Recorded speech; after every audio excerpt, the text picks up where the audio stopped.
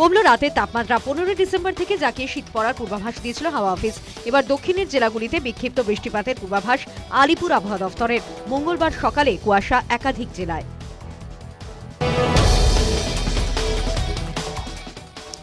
এবার ইন্ডিয়া জোটের হাল কি মমতার হাতে? দলের নেতা হিসেবে মমতার হয়ে সওয়াল লালু প্রসাদ যাদবের।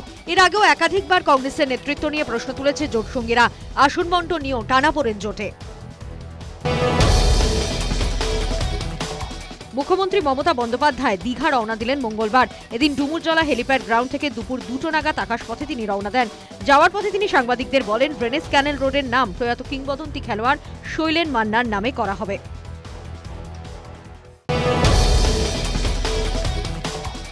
প্রতারণার মামলায় প্রবীণ বলিউড অভিনেতা ধর্মেন্দ্রকে সমন পাঠালো দিল্লির পাতিয়ালা হাউস আদালত। অভিযোগ, দিল্লির রেস্তোরাঁ গরম গরম ধাবায় বিনিয়োগের নাম করে প্রতারণা করেছেন অভিনেতা। দিল্লির এক ব্যবসায়ীর অভিযোগের ভিত্তিতে এই পদক্ষেপ করেছে আদালত। ধর্মেন্দ্র ছাড়া বাকি দুজনের বিরুদ্ধে প্রতারণার পাশাপাশি অপরাধমূলক কার্যকলাপ এবং ভয় দেখানোর অভিযোগও রয়েছে। আগামী 20শে ফেব্রুয়ারি ওই মামলায় শুনানি।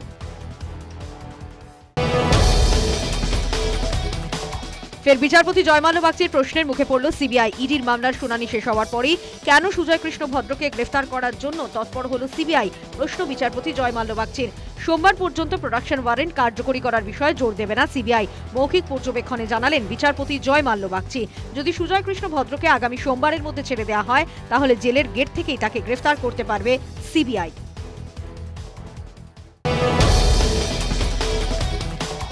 বাংলাদেশের ঘটনা নিয়ে অভিনব প্রতিবাদ। কৃষ্ণপুর সংলগ্ন ভিআইপি রোডে এই প্রতিবাদ করে ইস্টবেঙ্গল ক্লাবের সমর্থকরা।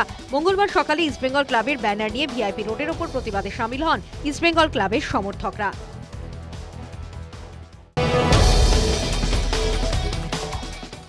অযৌক্তিক কারণে ফাঁসির সাজা কার্যকর হতে দেরি হলে ওই সাজা বদলে যাবজ্জীবন কারাদণ্ডের নির্দেশ দেওয়া যেতে পারে। আদালত মনে করলে এই সিদ্ধান্ত নিতেই পারে। সোমবার এক মামলায় এই কথা জানিয়েছে সুপ্রিম কোর্ট। সম্প্রতি একটি গণধর্ষণের মামলায় 2 আসামির ফাঁসির সাজা কার্যকর হতে অকারণ দেরি হওয়ায় সাজা বদলে দেয় বম্বে হাইকোর্ট। 2 আসামির মৃত্যুদণ্ডের বদলে 35 বছরের কারাদণ্ডের নির্দেশ দেয় বম্বে হাইকোর্ট। তার বিরুদ্ধেই দায়ের হয়েছিল সুপ্রিম কোর্টে মামলা।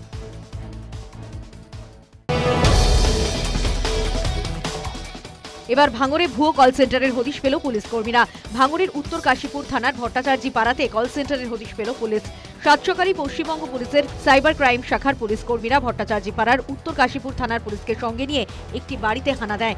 এখান থেকে উড়িষ্যা সহ দেশ বিদেশের বহু জায়গায় ভুয়ো কল করে মানুষকে প্রতারণা করছিল এক যুবক। নিজেকে আইটি সেক্টরের বড় অফিসার পরিচয় দিয়ে এলাকায় থাকছিলেন বলে অভিযোগ।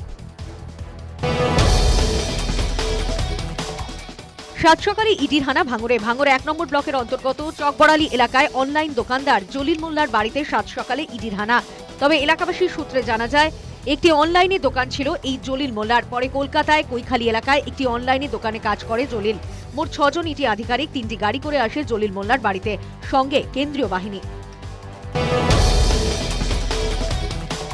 বাংলাদেশের সংখ্যালঘুদের ওপরে আক্রমণের প্রতিবাদে বনগাঁ লয়ার্স অ্যাসোসিয়েশন এবং ল ই ক্লার্ক অ্যাসোসিয়েশনের উদ্যোগে পেট্রাপোল চলো অভিযান।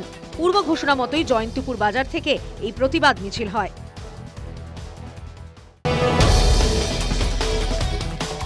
প্যাসেঞ্জার তোলা নিয়ে আবারও রেষারেষি ঘটল পথ দুর্ঘটনা। আর তাকে ঘিরে উত্তেজনা মালদার হবিবপুর ব্লকের মালদা নালগোলা রাজ্য সড়কের মধ্যে কেন্দুয়া এলাকায়। ঘটনায় পথ অবরোধ করে ঘাতক বাসে ভাঙচুর চালায় উত্তেজিত জনতা। মঙ্গলবার সকালে মালদাগামী একটি বেসরকারি বাস নিয়ন্ত্রণ হারিয়ে রাস্তার ধারে দাঁড়িয়ে থাকা পথচারীদের ধাক্কা মেরে একটি দোকানে ধাক্কা মারে। ঘটনায় গুরুতর জখম হন স্থানীয় বাসিন্দা রাজু সিংহ।